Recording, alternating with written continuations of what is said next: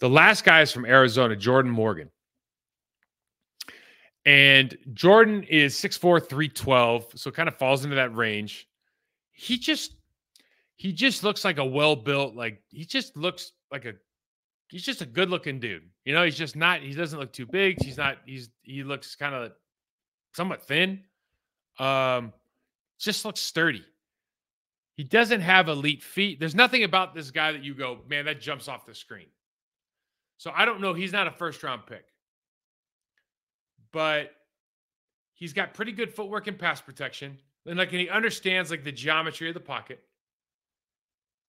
I think his body position and his hip hinge are really good. He needs to really, really improve his hands. His hand placement is very poor for the pro level. He does get turned early sometimes in a set. Sometimes he feels rushed. But he has shown that he can get to the spot. So he's just got to work on consistency, as every player does in college. And I just wrote down he's a football player.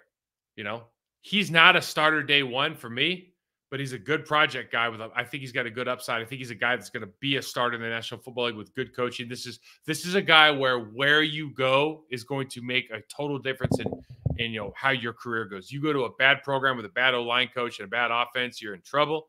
You go to a good program with a good O-line coach and a good offense, you could flourish and be a really good player. He just seems to have some of those characteristics that you look for. Let's take a peek at him. And I think I just wrote, he's just a football guy. And left tackle number 77, you see the hands are outside. It looks like he's going to get out of control. And he just kind of figures it out. Like he just kind of has a really good, it's almost like Tausch, like back in the day where you're going like, it's not going to work out. And then all of a sudden he just sinks. He uses that Tausch core and just drops his hips and like guys aren't going nowhere anymore. And this guy does this a lot in college, right? So it doesn't necessarily have to look pretty, but he does seem to get the job done. See here, you like the hip hinge initially, then he just always is grabbing arms outside. He's going to get a lot of holding calls in the National Football League. He continues this way of doing business. It just needs a lot of work from, you just see the hands outside now. So now he's getting pushed back. It's not his initial body position. It's that his hands are outside all the time, and he just does a ton of catching. Really going to have to improve his strike work. But you just like the way he looks up until this moment. Like you like his initial set. You like his bend. He just always ends up holding.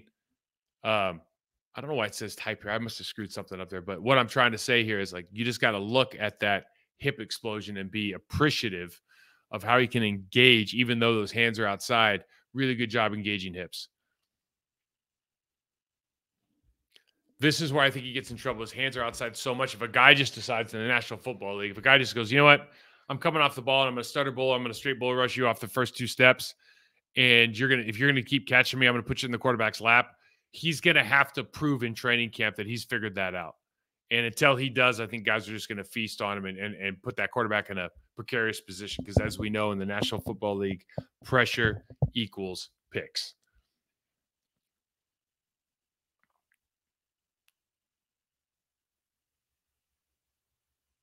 I like that he strikes with his hips. He's trying to kind of go low to high. He just engages, and now he does the waddle out, which is not something that we preach from a body movement standpoint. But the idea that you start low, you keep those hips loaded until you punch, and when you punch, it's hips and hands at the same time that have your feet follow. He does a good job with that.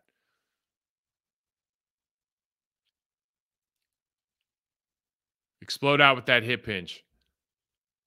Get back. And then you don't have to heel click. Now you can punch. Now you don't have to have hands wide. Those are the things where he's just going to have. There's a lot of work to be done from that perspective. It doesn't look to me like he was coached to do that kind of work, right? It wasn't forced on him. But there are some just football. I hate this kid can play football. He seems to get things done. Traits with him. You look at the inside. I'll go back so you guys can not listen to me talk through this. So when you come down on the down block here,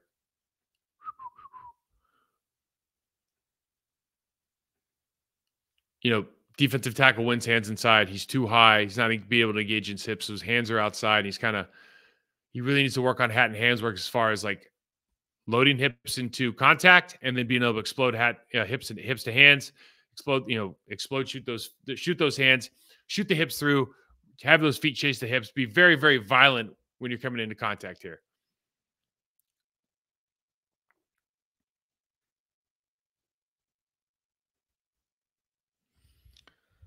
So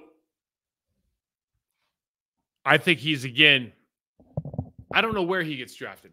I'm not good at that. Is he a second rounder? Is he a fourth rounder?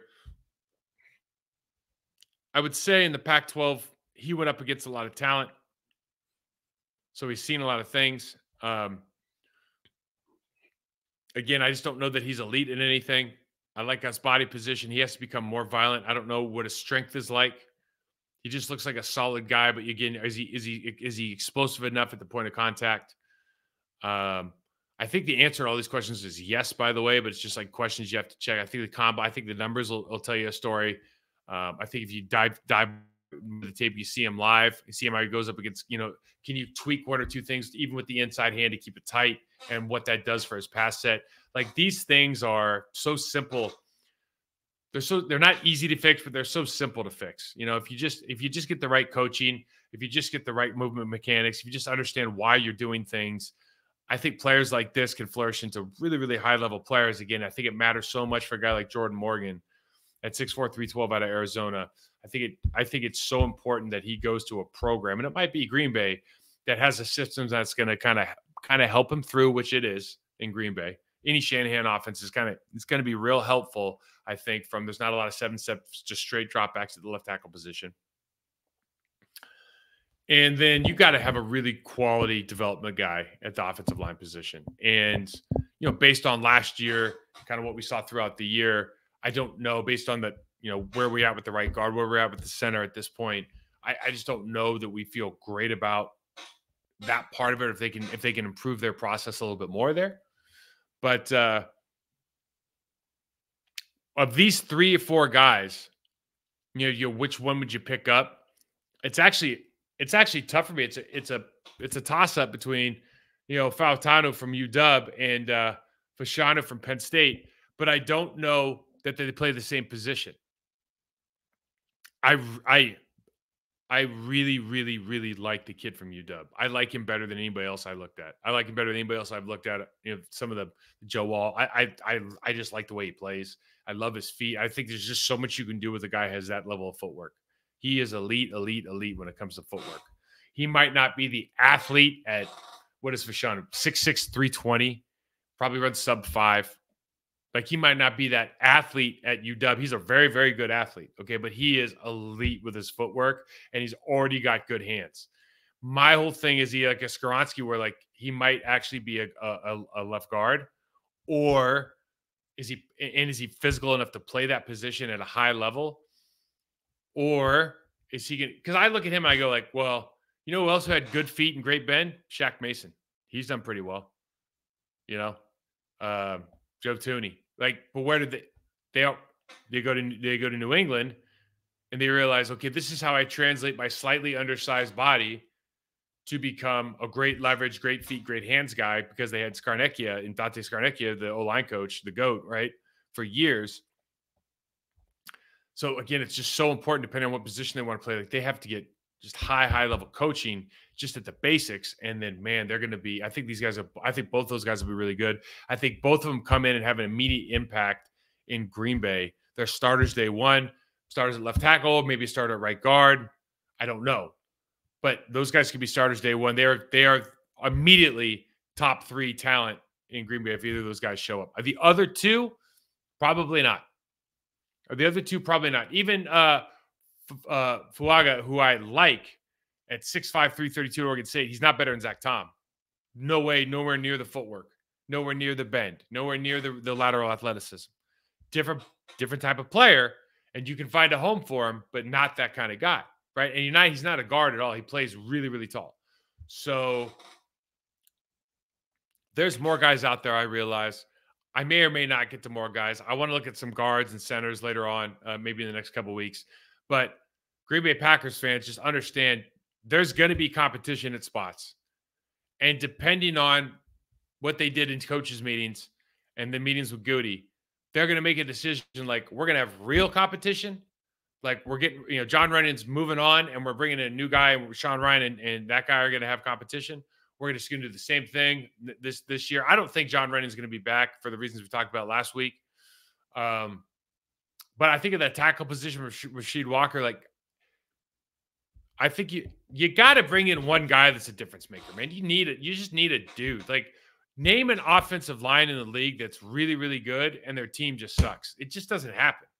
Get an offensive line you can lean on. Just get that unique elite level player at the left tackle position, and just see what happens. See what happens when you get a Laramie Tunzel, and you don't have to mess around. You don't have to worry about your blind side. See what happens when you get a Trent Williams, and he literally just takes out the left side of the line, as far as like he just erases the 3 technique on the Bs. See what happens when Penei Sewell you get a Penei and he takes a dude 12 yards back on the doubles. Like how different your life is. You start getting those 200-yard rushing games. You start running some deeper routes because you have way more time out of just easy stuff. Like there's so much you can do with an elite level guy there. The same can be said with center and guard, and we'll check that out later. But tackle always has been the premium position, probably always will be, just because of the status that it's held. Even though I do think these offenses have kind of changed the narrative. But man, there's just so much you can do if you've got that dude on the end, and they've had one. They had one for a decade. He's been hurt. He's probably gone. You need to find one that's at least comparable to David Bakhtiari. If in fact he doesn't show up next season, which it just all signs point to, that's probably what's happening. Hey, I hope you're enjoying the show. If you do, please, check out Block Party on YouTube, on the channel Process to Perform. Subscribe, like, rate, review, share with your friends, all that stuff. Ask questions. I usually do a decent job of responding on YouTube. Hit me up on Twitter with any questions you got about the draft, anything you got about the NFL in general. MikeWall68 on Twitter, X. Sorry, Process to Perform on Instagram. Guys, thanks as always for watching. Until next time, I think I'm going to do, like I said, I think I'm going to try to get a couple.